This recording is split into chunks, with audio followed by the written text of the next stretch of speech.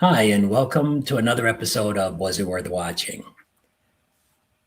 For those of you who have been following my podcast and giving me feedback and comments on my Instagram and YouTube page, I appreciate it. And if this is your first time joining, yeah, I hope you like what you see in here. And if you do, please give me a like and a subscribe and continue to follow.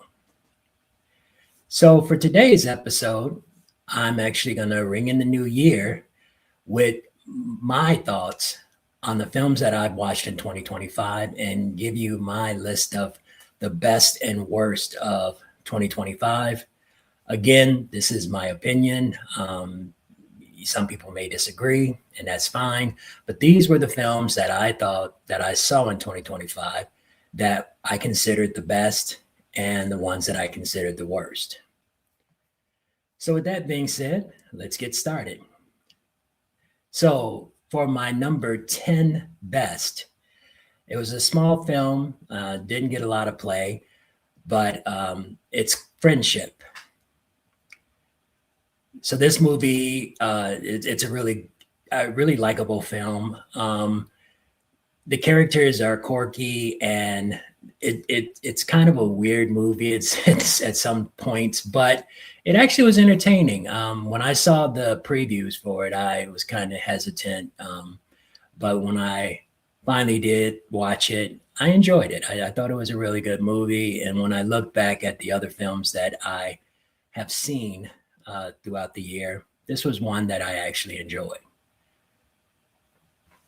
So, number 9 is The Woman in the Yard. I know a lot of people did not like this movie. It didn't get very good scores on Rotten Tomato, both critic and audience scores, but I actually enjoyed it. I actually thought the film had a great pace, that the film was well done, it was well directed. Um, the ending was a little convoluted, but I got it. I understood it.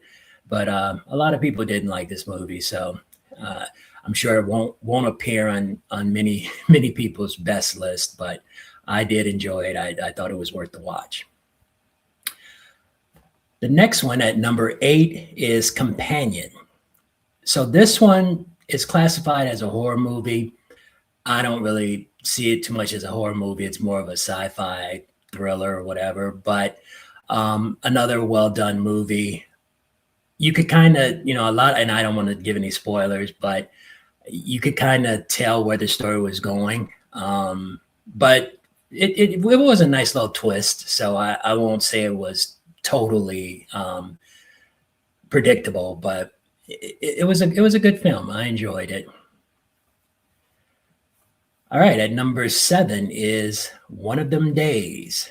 So this one came out earlier in the year with Nikki Palmer and Seiza. I like this movie. I thought it was very funny. It was good to see a female duo doing a comedy movie like this. Kept me entertained throughout. It's a very, very entertaining movie, and it's funny. Predictable ending, but nowadays a lot of movies you can kind of you get the gist of it, and you can kind of tell by the storyline how it's going to end up. But yeah, definitely a good movie. It's probably one that a lot of people forgot about since it was at the beginning of the year. But if you get a chance to watch it, you should do so. All right, so at number 6 is Roof Man, starring Channing. I can never pronounce his name right, but and Kristen Dunst. This one again was a surprise. It's a heartfelt story. It's based on the real life criminal who would break into various McDonald's through the roof, hence the name Roof Man, and then eventually holds up in a Toys R Us store, hidden from everyone. Um, this one had its funny moments. You felt for the characters. You kind of scratched your head like, how in the world did he get away with living in a Toys R Us for so long? But I can imagine people get caught up in their day to day and they don't really pay too much attention. But Some of the stuff he did was kind of questionable. It's like that would have raised a red flag. So if you get a chance to watch it, you should do so. But that's my number 6. At number 5 is Sinners. So I'm not gonna lie. I am probably one of the people that didn't give this film, like huge kudos and huge thumbs up. I thought this film was okay. It was well directed. The technology and the techniques that they used to make Michael B. Jordan into two different people, or two of the same people, they were twins, but to act with himself was really well done. It was almost seamless. But I thought after going through the story, this movie would have probably been a much better type of period gangster film as opposed to a period vampire film. The vampire part kind of made me just feel like bleh. I've seen so many horror movies. So for me, it kind of turned into From Dusk Till Dawn, the Quentin Tarantino film. It just fell flat for me. I didn't get any scares or any type of horror feelings toward this movie. For me, it fell flat. So that's, for it to be number 5 is even high for me. But when I thought about all the other movies I saw in 2025, I said, yeah, I would probably put it up there, mid top 10. All right, so number 4, I put The Long Walk Home. Now, I'm a huge Stephen King fan, and I did read the book before I saw the movie. I didn't finish it. I finished the book after I saw the movie because I didn't want to spoil the ending for myself. But I enjoyed this film. It's not a bang bang action film. It's not a horror film. A lot of people associate Stephen King with horror movies, but this one is a drama. It's set in a period somewhere in the not too distant future where people join a contest to win money.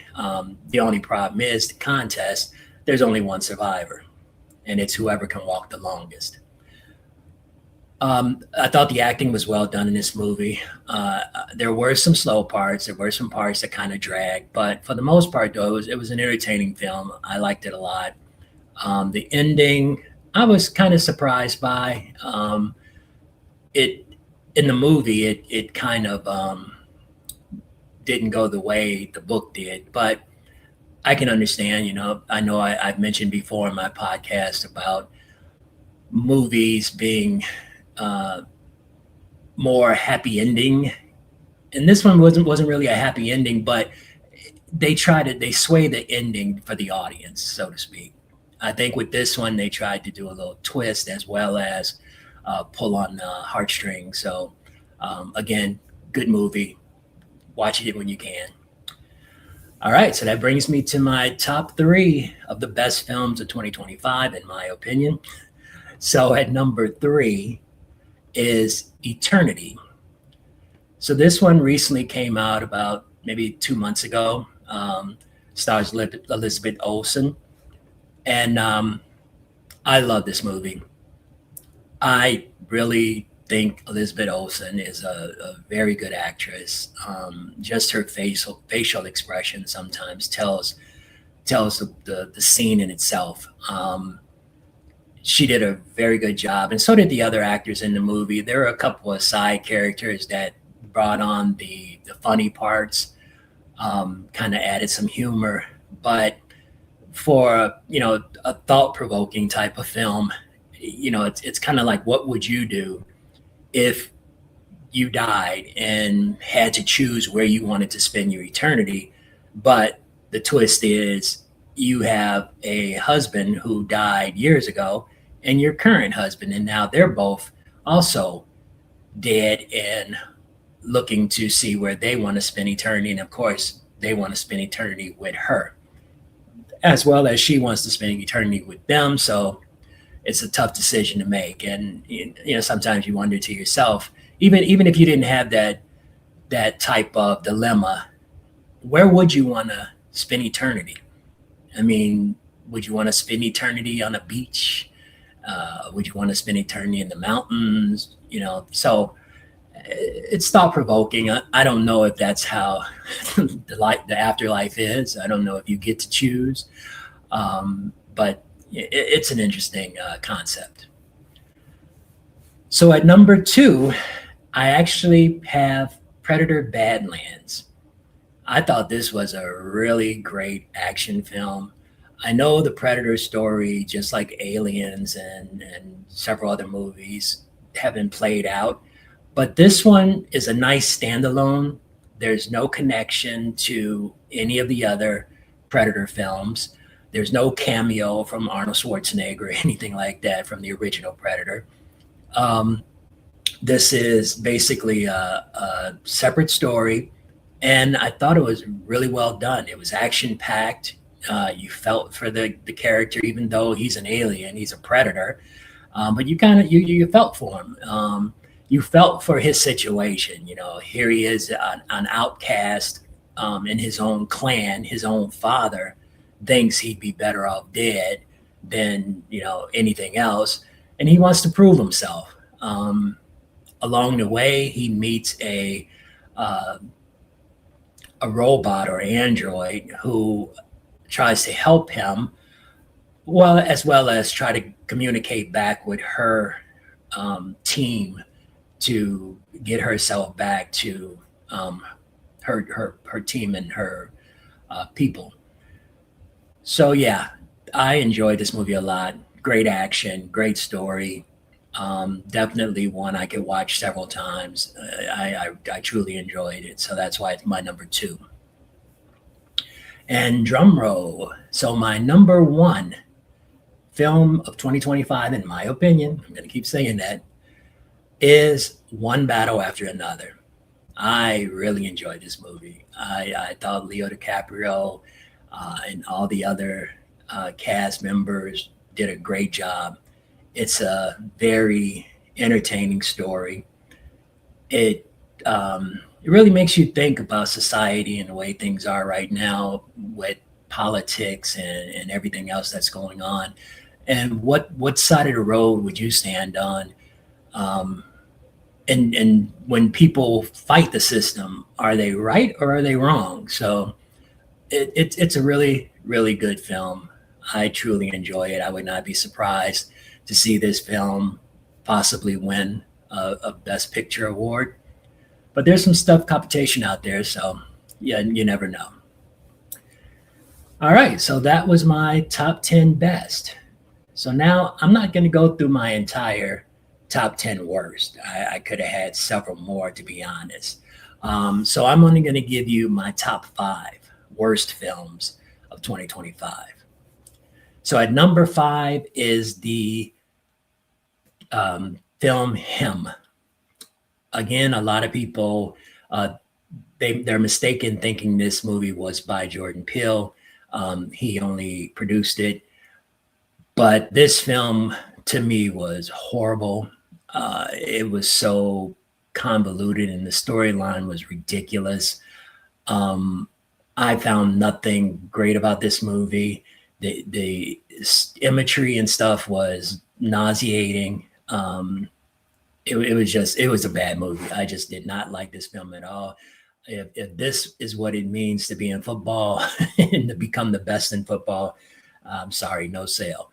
But yeah, Him is not for me.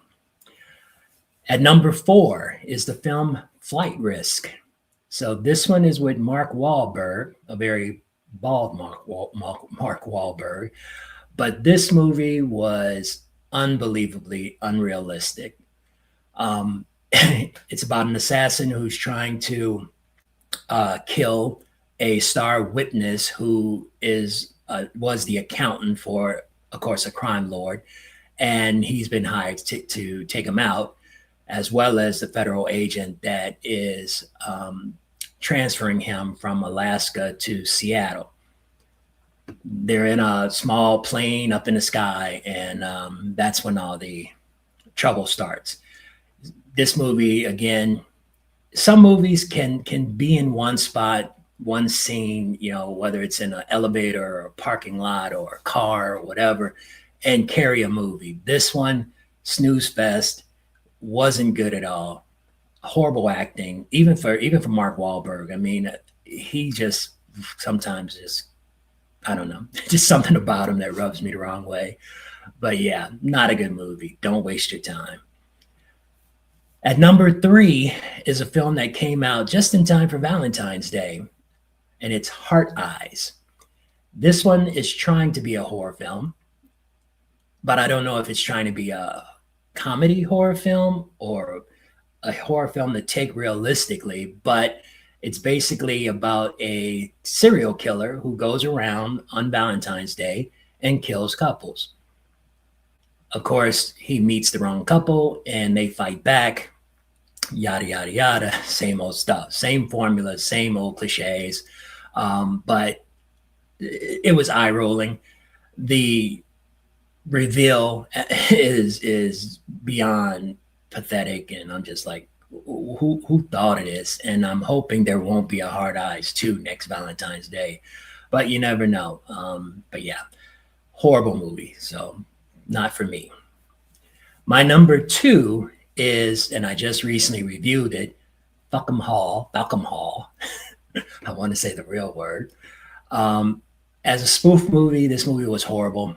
It was eye rolling, cringy. It was one stupid gag after another. It just got to the point where it wasn't there was nothing funny about it. It just was, like I said, one dumb gag after another, where after a while it just became too much. You just were like, okay, get to the point. Let's get this movie over with, because it's not funny. It's a spoof of, Downton Abbey, old, those British aristocrat kind of movies and TV shows. But yeah, not funny at all.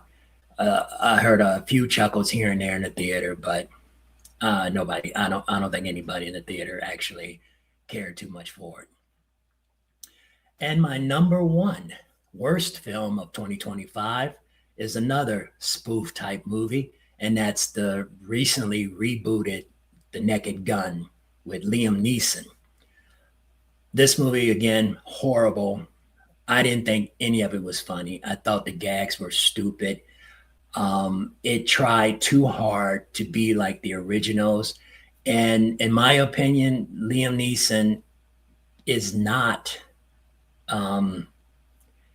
he's not funny. He's not the type of person you can take as a comedian or as someone funny. And I know maybe that's what they were trying to go for, that he's this straight laced, deadpan type character, who's not trying to be funny, but it doesn't work either way. I really got to the point I wanted to walk out of the theater. I just really was so sick of it. And it was just like, okay, I'm gonna go ahead and try to finish it. But yeah, horrible movie. So that's my number one worst film of 2025. That's The Naked Gun. So again, there's my top 10 favorite and my top 5 worst films of 2025. Let me know what you think. Send me some feedback, some comments on what were your favorite films and the films you thought were the worst. And let me know how you feel about my choices. I enjoy feedback. Again, not everyone's gonna agree to, sometimes we agree to disagree. But yeah, those are it. I'm looking forward to a new year, hopefully with a lot of new good movies as opposed to a lot of bad movies. And so hopefully in my next following episodes, there'll be more worth the watches than not. So again, keep following, give me a like and a subscribe. Continue to check out my fun facts on Instagram and YouTube. I post them daily during the week. Each week this year, I'm going to try to do a different type of franchise, and then different type of genre. So try to keep it interesting instead of just a lot of random things. So I look forward to posting more of those. And until then, keep watching what's worth watching. Bye.